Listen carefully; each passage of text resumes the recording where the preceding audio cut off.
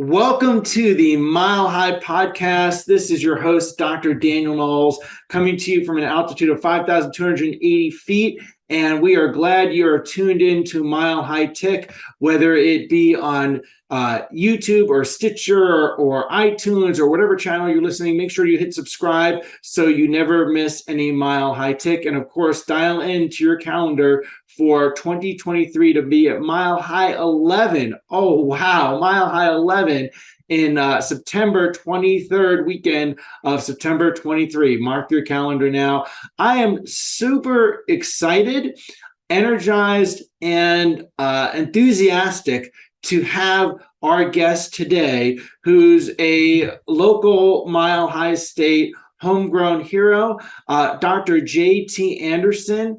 And he's a really focused doctor of chiropractic and just put out a new book. We're going to be talking about that and really about philosophy, science, art, and the principle of chiropractic and how important that is for us to give to humanity. So thank you so much for joining us today, Dr. JT.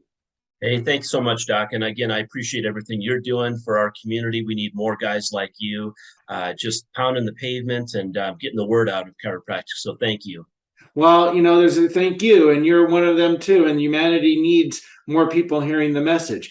Let's start with people getting to know you a little bit better. How did you find your way into the chiropractic world? When I was 13, this chronicles my book a little bit, but I was playing pickup football, and I remember throwing a long pass, and my back went out on me. Friends had to take me home, literally carry me home. A couple weeks later, I was back out there again, same similar pass. The pain in my lower back exploded, and I knew there was something wrong. So I basically went through physical therapy. I did a lot of medication. We even bought a water bed for those that you don't know what a water bed is. But, we tried all of that. So I started getting into bodybuilding and weightlifting, which helped. But a chiropractor kind of saw me in the gym and he said, look, there's things that I can do. Your hip is off when you're doing squats. Let's go ahead and take some pictures. And sure enough, one thing led to another. And he started making corrections to my spine, and most of the pain had gone away within about 6 weeks. So I knew, even at 14 years old, that there was a good possibility that chiropractic would be a profession that I'd be interested in. Outstanding, outstanding. And then you found your way to Parker. You're a 1994 Parker grad. How'd you find your way to Parker? I love Texas. I had a couple friends that were from Texas, big state. I thought, I'd like to try to live in an area that I've never experienced before. I knew Parker College of Chiropractic was very philosophically based. It also provided a great business education. And I tell you, I couldn't be more thrilled with that school. Yeah, and at that time, Jim Parker must have been at the helm, right?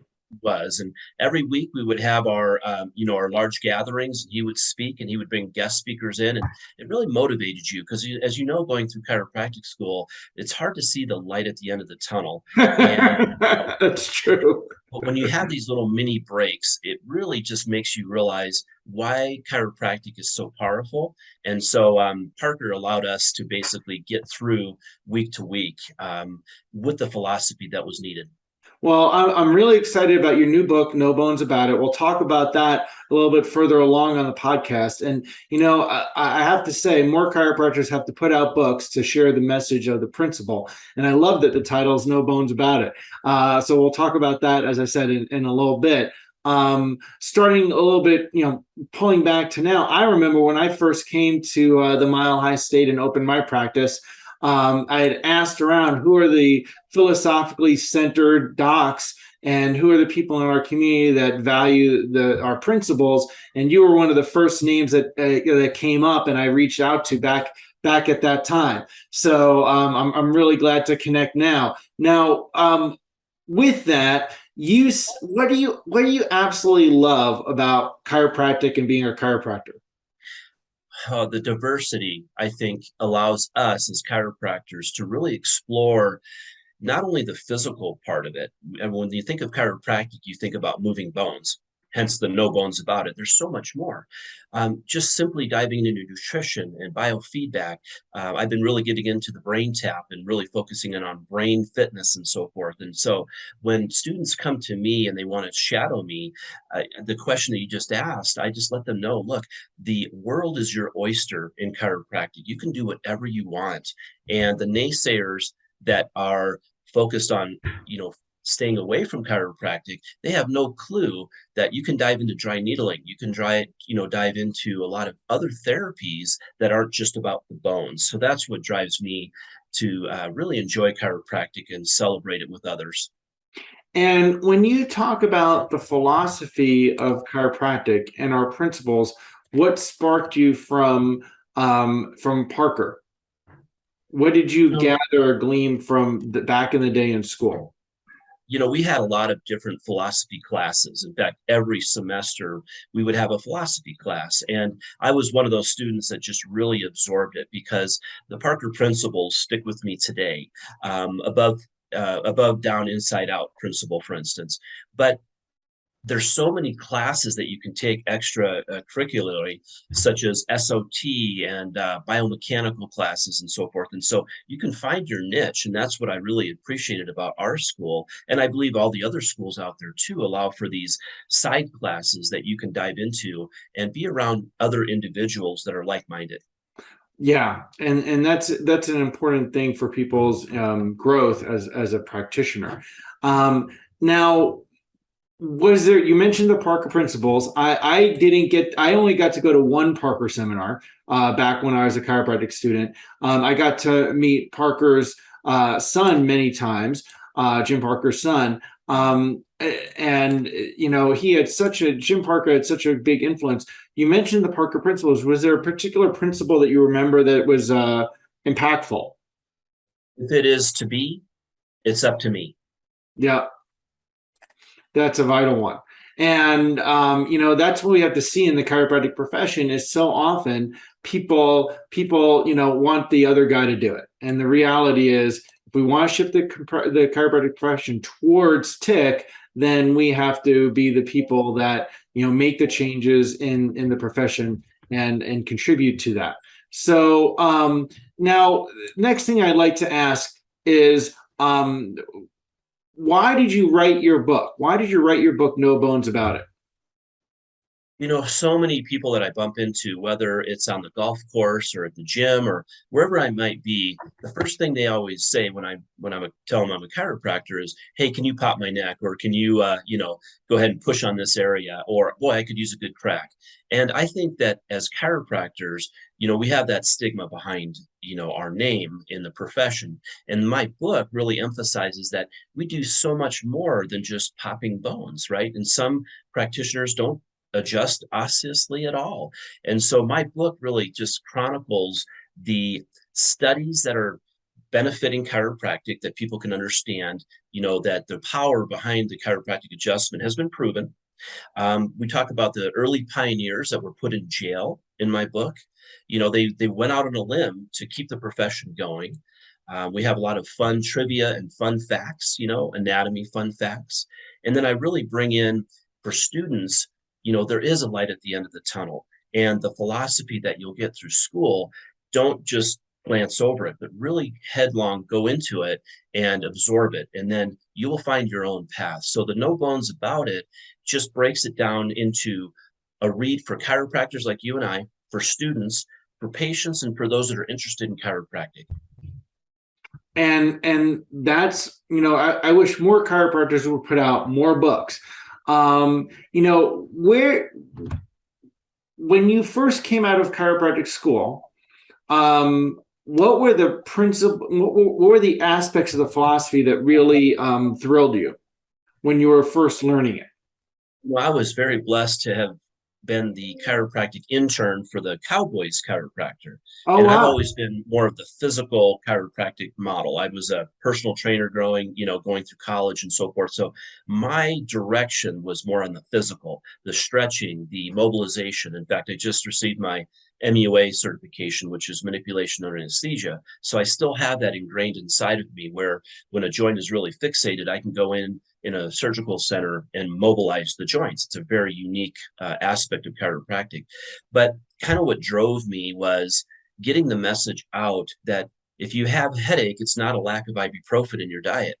There's something structurally, nutritionally, mentally that's causing an imbalance. And so I wanted to celebrate that and educate people that you don't need the medication in order to stop an ailment. Mm-hmm. Mm-hmm. Yeah, and this is a vital thing, is that understanding that healing comes from the inside out. That above down, inside out principle. Just that one foundational thing for people to understand that versus always to look outside in is so vital. And where chiropractic profession. I graduated similar time to you. I graduated from Sherman, similar timing as you. And, when I saw the profession at that point, there was a lot of people that were renegades, I'd say. The Sigafuses, the Reggie Golds, the Jim Parkers, they were renegades about the principle and the philosophy. And then I've seen us shift another way as a profession as a whole. And I personally feel like the profession is going through a philosophical renaissance. I think there's a shift that's going in it back, swinging back towards that in the profession. At least that's how I'm seeing it. Where would you like to see chiropractic in the next 10 years as that shift continues? Definitely in our military system. How many, of our military police officers, firefighters come to us day in and day out, and it's not really something that's offered, to these men and women that serve our country. And so I would love to see that more of a mainstay because of the stress that they're put under, and again, when you look at brain and pain synonymously, they need it more than most. And I think that, again, when you're involved in an auto accident, the first step should be to go to a structural specialist, somebody that knows about the brain and about the joints and so forth. And chiropractic really is that profession. So I see us as being the go-to for orthopedics and also for brain trauma. Right. Okay. And how do we shift people towards that above, down, inside out view? It's education. Doctor means teacher. Patient means to suffer. I mean, our job is to educate. It's not to check off the box that we had a good solid day, but it's about doing the and then some, a little bit more in your day to educate more and more people like what you're doing, Doc. You're doing an amazing job to get the word out. And I appreciate that so much. Well, and we need more chiropractors doing that, just like you, so that there's a lot of people. There's no shortage of spines distorted. There's a lot of people on the planet that are not receiving chiropractic care. So, who do you think chiropractic is powerful for? Well, anyone that has a spine, anyone that has a nervous system. So everyone, including dogs and cats. So I give my hats off to those that are in the veterinarian chiropractic industry and those that really work with kids. I think that, our youth needs to be adjusted. They need to be taken care of with their nervous system. And again, those that are really pounding the pavement in the pediatric world of chiropractic, my hat's off to you. And why do you think chiropractic is a powerful opportunity? When you're stimulating the nervous system at a high level, only good things are going to happen. When the body is in the sympathetic mode all the time, that fight or flight, we need to calm it down. And the largest nerve, as you know, in the body is the vagus nerve. And you can really attack that in so many different ways. And again, chiropractic, there's so many great docs out there that are using different techniques, and they all work. It's just finding the philosophy that works best for you, that you can truly believe in. And once you have that faith, confidence, and belief in your products, services, and ideas, Parker principle, nothing can stop you. Yeah, so important to realize that. And there, especially in the last couple of years, what we've seen that has gone on in the, I was going to say the US, but obviously worldwide, people have really shifted that health is a priority. it's been brought up to in a consciousness that, hey, taking care of yourself is a priority. One thing that you've told me is that seeing chiropractic care is not means of pain reduction, but as a vehicle for impacting overall health.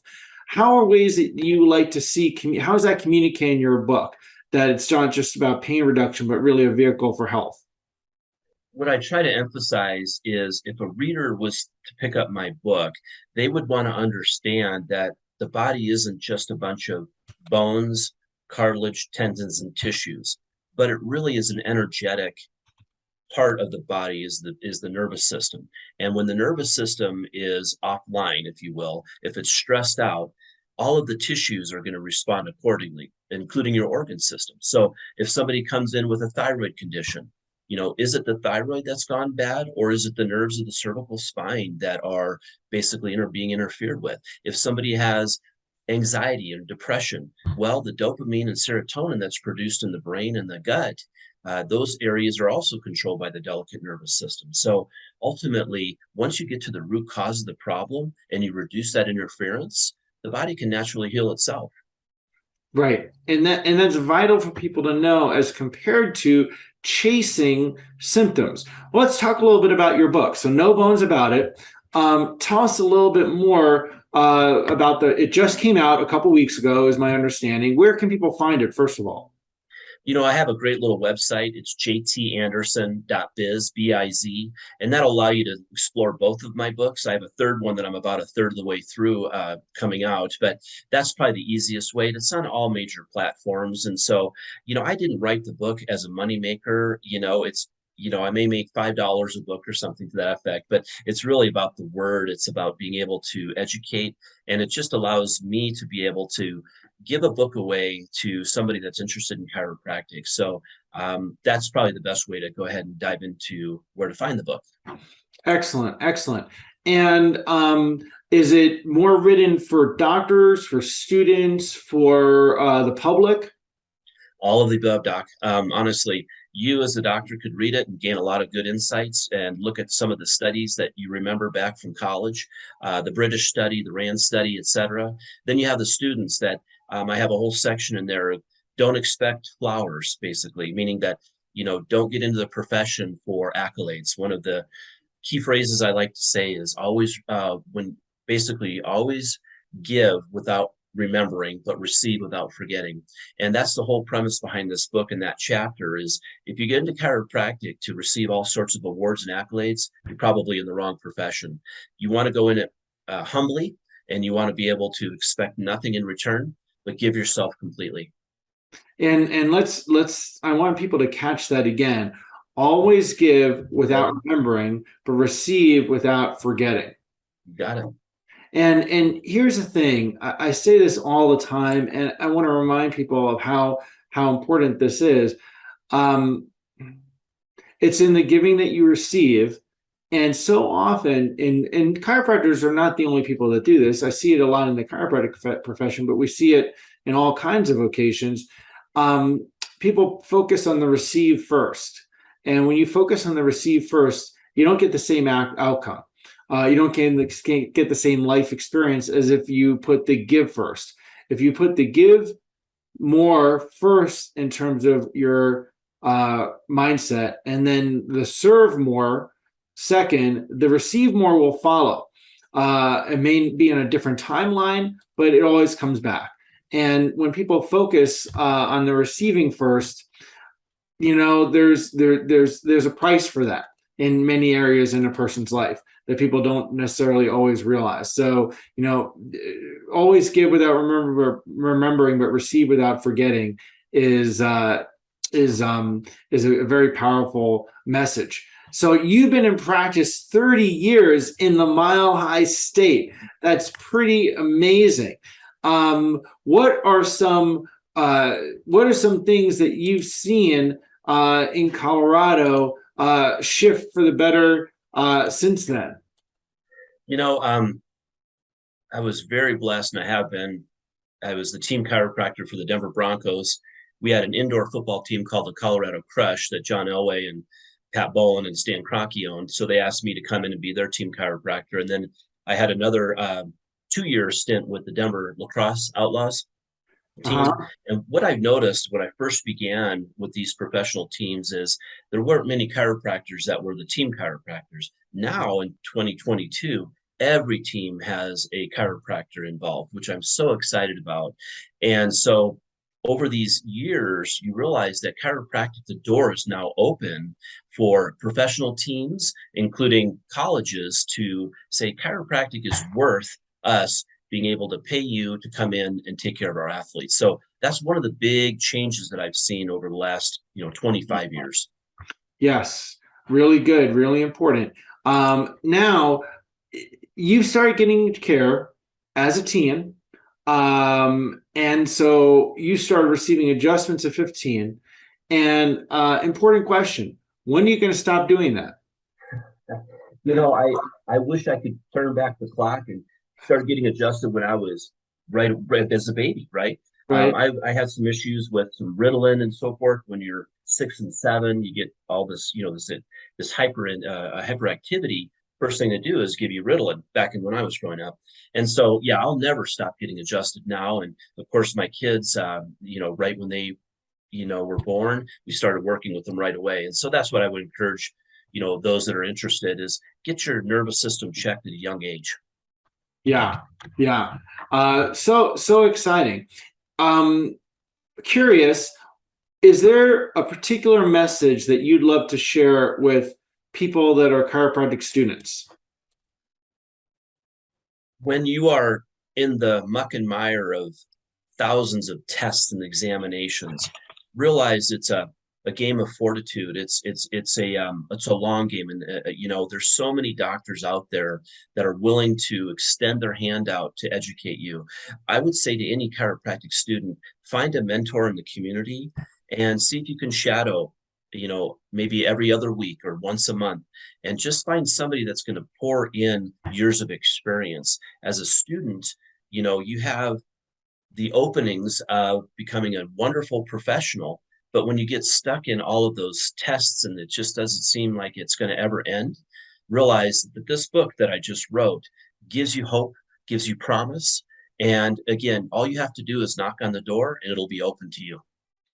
Mm, very good, very good. Well, I still tell people, man, the greatest healing art on the planet is chiropractic, and it's such a gift to be able to serve people each day. I know yesterday I was caring for people, and I just left thinking how amazing it is to be adjusting spines and nerve systems. So really grateful to see someone who's the passion that you have for 30 years, and also grateful that you are putting that pen to paper and proverbial pen to paper to get it written and put that out. So let's remind people, where can they grab that book? Again, I would just go to jtanderson.biz. Mm-hmm. And they can connect with me directly. I have my email there as well, and I'm always open to meeting other great professionals, chiropractic professionals, and students that are interested in learning more. Excellent, excellent. Well, again, thank you so much, Dr. JT. Thank you for serving the community of the Mile High State, who really desperately needs healthier spines and nerve systems, and also thanking for serving some of our professional teams over the years. And everybody who is listening, reminder: clear your calendar. Rise Up to Mile High in September 2023, September 23rd weekend. RiseUpToMileHigh.com. You can get all the details, and just hold your seats now. There's nowhere else to be that you want to be other than that date in 2023.